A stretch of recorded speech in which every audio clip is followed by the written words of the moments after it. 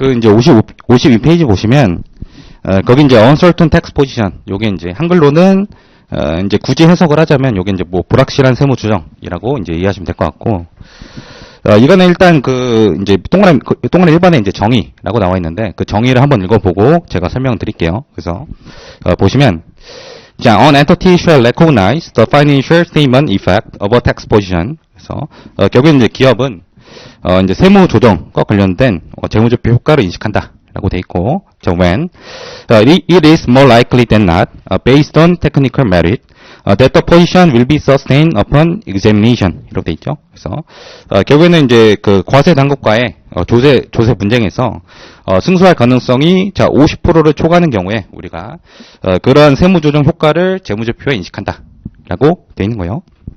그래서 그다음 문장 the term more likely than not means a likelihood of more than 50%. 그래서 여기서 말하는 more likely than not의 의미는 자 가능성이 50% 초과한다라는 의미고 the term examination or upon examination also include a resolution of the related appraisal litigation processes. 그래서 결국에는 upon examination의 의미라는 것은 뭐냐면 과세 당국과의 조세 분쟁에서 승소한다는 그런 의미를 포함하고 있다라고 하는 거죠.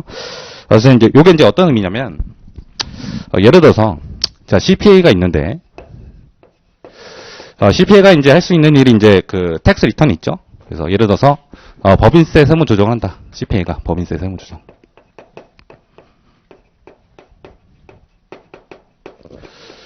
그래서 이제 예를 들어서 이제 A라는 기업에 대해서 우리가 이제 필드워크를 나간 거예요. 그죠? 그래서 이제 그 A라는 기업의 그 세전 이익을 보니까 pre-tax financial income. 자, 세전 이익이 예를 들어서 자, 10,000불이었다. 이렇게 돼 있고. 그 다음 이제 일반적으로 우리가 이제 세무 조정을 할 때는 그 회사의 이 원장을 다 까보거든요. 자, 원장을 다 까봤는데, 뭐 예를 들어서, 자, 복리후생비에, 자, 복리후생비 원장에, 자, 대표이사에 대한 뭐 개인 경비가 들어있는 거예요. 그래서 개인 경비가, 대표이사에 대한 개인 경비가 뭐 1,000불 있었다. 그죠? 근데 요거에 대해서 이제 일반적으로 우리 CPA가 그 세무 조정할 때는 좀 보수적으로 이제 회계 조정, 그 세무 조정하거든요. 그래서 이 1,000불에 대해서 대표이사에 대한 개인 경비에 대해서는 요거를 세무상 공제 가능하지 않은 비용으로 본다. 그래서 non-deductible로 봐가지고 가산 조정을 1,000을 이렇게 하는 거죠. 그죠? 그럼 결국에는 이제 taxable income이 세무상 과세 소득 요게 이제 11,000이 되고, 결국에는 이제 11,000에다가, 자, 우리가 이제 법인세율 뭐 예를 들어 20% 하게 되면, 텍스 라이애블리티가, 자, 요게 이제 2,200이 되는 거죠. 그죠?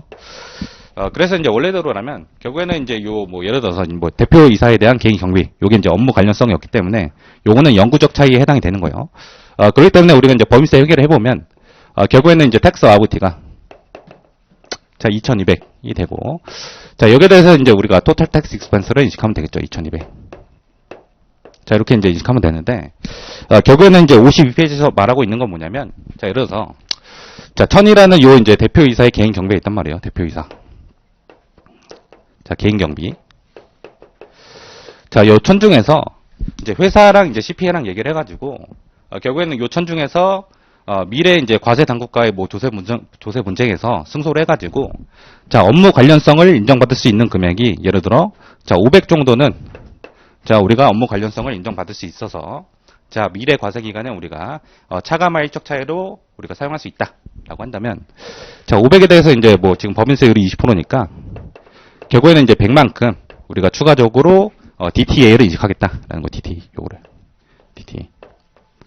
그래서 결국에는 이제 우리가 1,000에 대해서는 non-deductible expenses로 이렇게 이제 세무 조정했지만 결국에는 이제 CPA랑 회사랑 얘기를 해봤는데 1,000 중에서 자 500불에 대해서는 미래 과세 소득의 차감할 일축차이로 우리가 쓸 수 있다. 자 그런 이제 그 의사 결정을 내는 거죠. 요게 차감할 일축차이 되는 거예요. 차감할 일축차이. 그죠? 그래서 결국에는 이제 차감할 일축차이에다가 자 법인세율 20% 곱한 금액이 DTA가 되는 거죠. 100. 그죠? 그럼 결국에는 이제 원래는 자, 우리가 이렇게 이제 회계 처리하면 되는데, 결국에는 이제 자, 과세 당국과의 조세 분쟁에서, 자, 승소할 가능성이 50%를 초과하는 금액에 대해서는 재무제표의 효과를 인식한다라는 거의 의미는 요 DTA로 우리가 인식한다라는 거예요. 그래서 결국에는 이제 DTA가 기초 금액은 없다고 가정했을 때 기초 대비해서 기말에 DTA가 100이 들었죠. 그럼 100만큼 이렇게 인식하시고 그 다음에 이제 토탈 텍스 익스펜스는 요게 이제 2,100이 되는 거죠. 이렇게 이런 식으로. 그렇죠? 그러니까 이런 것들을 지금 재무제표에 우리가 그 효과를 인식하겠다라는 의미로 이해하시면 될 것 같아요. 그래서 뭐 제가 알고 있기로는 우리나라는 뭐 이런 규정은 없거든요. 그래서 이게 이제 유ገብ에 있는 특별한 규정이다라고 보시면 될 것 같고.